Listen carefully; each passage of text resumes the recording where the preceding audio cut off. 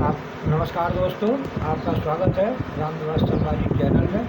दोस्तों, मैंने कल एक वीडियो देखी थी, जिस वीडियो में आया था कि राम नाम झूठ है, लेकिन वो गलत है। राम नाम झूठ नहीं है, राम नाम सत्य है। फिर इसके ऊपर टिप्पणी हुई जिसमें हमारे माननीय श्री जनाब डॉक्टर जाकिर नाइक साहब ने भी उस पर टिप्पणी की है, और औरों ने भी टिप्पणी की है कि भाई अगर राम नाम सत्य जो है तो फिर ये कहाँ बोला जाए। अगर कहीं अगर कोई फंक्शन हो रहा है, किसी का ब्याह शादी हो रही है, कोई कथा भागवत हो रही है, तो वहाँ इस शब्द को हम नहीं बोल सकते क्योंकि भरपेट पिटाई हो जाएगी।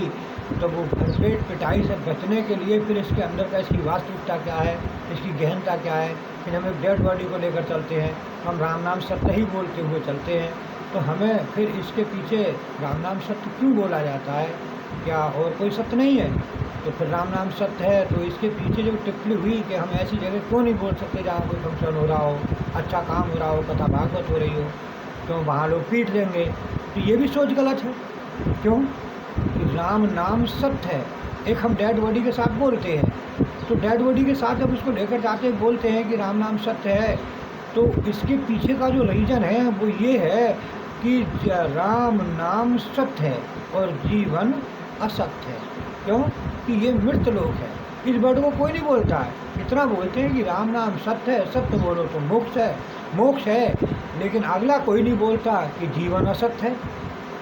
अब फिर इसके बावजूद फिर उन्होंने एक बौद्ध धर्म के थे या वो ईसाई धर्म के थे, जो भी थे, मैंने कल वीडियो देखा था, उस वीडियो में टिप्पणी हुई है कि भाई अल्लाह एक परमात्मा, खुदा एक, जिसको अल्लाह कहते हैं, क्या जिसको परमात्मा कहते हैं, जिसको भगवान कहते हैं, क्या वो स्त्री है या पुरुष है, उसको किस चीज़ से जांचा जाए। तो हमारे एक मान्यवर जी हैं डॉक्टर जाकिर नाइक साहब जी, मुझसे उनका पूरा नाम तो लेना नहीं आ रहा है, इसके लिए मैं क्षमा चाहता हूँ कि अगर उनके नाम लेने में त्रुटि हो जाए मुझसे तो मुझे क्षमा किया जाए, क्योंकि भाई मेरी जुबान इतनी तरह नहीं टूट पा रही है, क्योंकि उर्दू का शब्द है, मैं उर्दू पढ़ा लिखा आदमी नहीं हूँ। लेकिन हाँ, इतना है कि सत्संग बिन विवेक न हुई और भाई बिना राम कृपा सुलभ न हुई।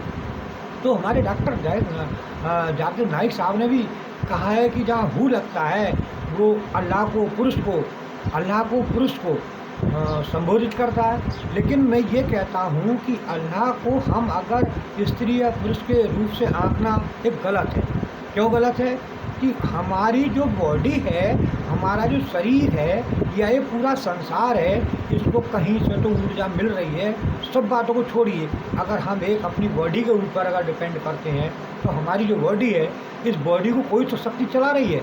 अरे अल्लाह उसको कहा जाता है जो सबसे आला है, जो हमारी सोच से, पहुँच से बाहर हो गया, गैब हो गया, भेद हो गया, जहाँ हम पहुँच नहीं सकते, सोच नहीं सकते, उसी को परमपिता परमेश्वर कहते हैं, उसी को अल्लाह कहते हैं। हाँ, डॉक्टर जाकिर नाइक साहब ने, मैं उनको धन्यवाद देता हूँ कि उन्होंने फिर भी ये अपने अरब देश, हमारा कंट्री में जाकर जहाँ जहाँ उन्होंने शिक्षा प्राप्त की थी, जिन जिन वो यानी एक मान्यवर आदमियों के पास गए थे और जो अपने शिक्षकों के पास गए थे, जिन्हों से उन्होंने शिक्षा प्राप्त की, कि अरबी का भी उन्होंने ज्ञान लिया, उर्दू का भी ज्ञान लिया, उनसे भी उन्होंने ये बात रखी।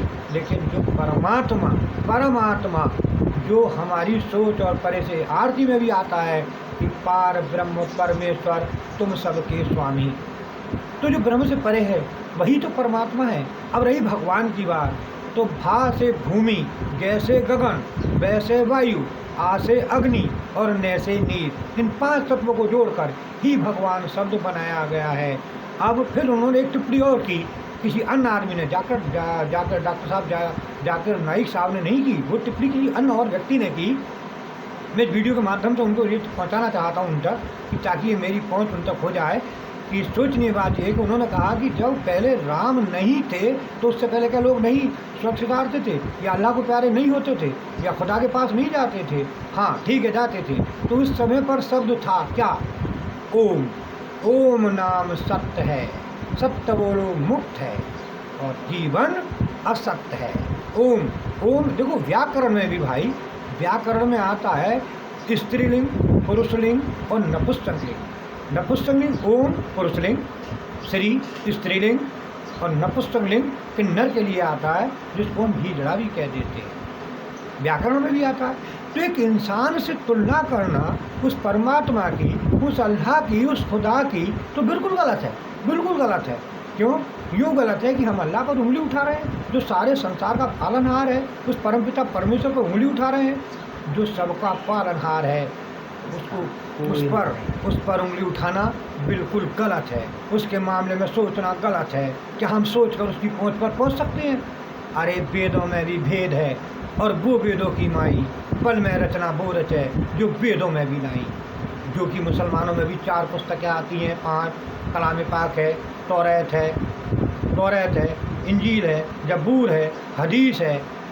इन सारी बुकों में भी तो उसका जिक्र किया गया है, लेकिन उसकी तुलना हम किसी से नहीं कर सकते। ये बिल्कुल गलत है। मैं भी इस बात का समर्थन करता हूँ कि ये बिल्कुल गलत है, गलत है, गलत है। क्यों? कि अल्लाह की तुलना या उस परमपिता परमेश्वर की तुलना हम किसी इंसान से नहीं कर सकते।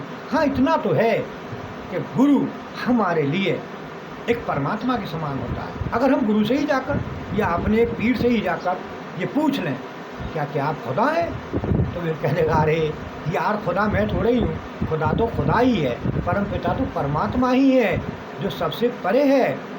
भैया ये सोचें गलत हैं। इस सोच को हटाने के लिए हमें सोचना पड़ेगा और किसी अच्छे मार्गदर्शक के पास जाना होगा। क्यों? कि खुद सोच लो कि हमारी इस बॉडी को कहीं से तो ऊर्जा मिल रही है, जो कि हमारी सारी बॉडी चल रही है।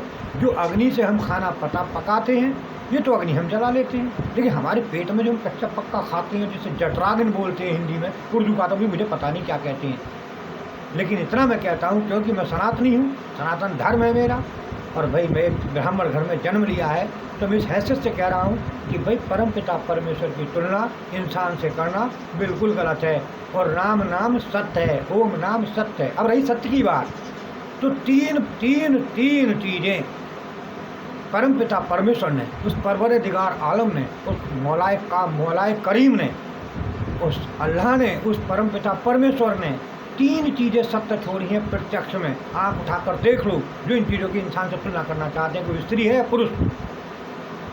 परमात्मा सत्य है, मौत सत्य है, और माँ चाहे वैश्या क्यों ना हो, लेकिन फिर भी यार दोस्तों वो सत्य है, सत्य है, माँ सत्य होती है।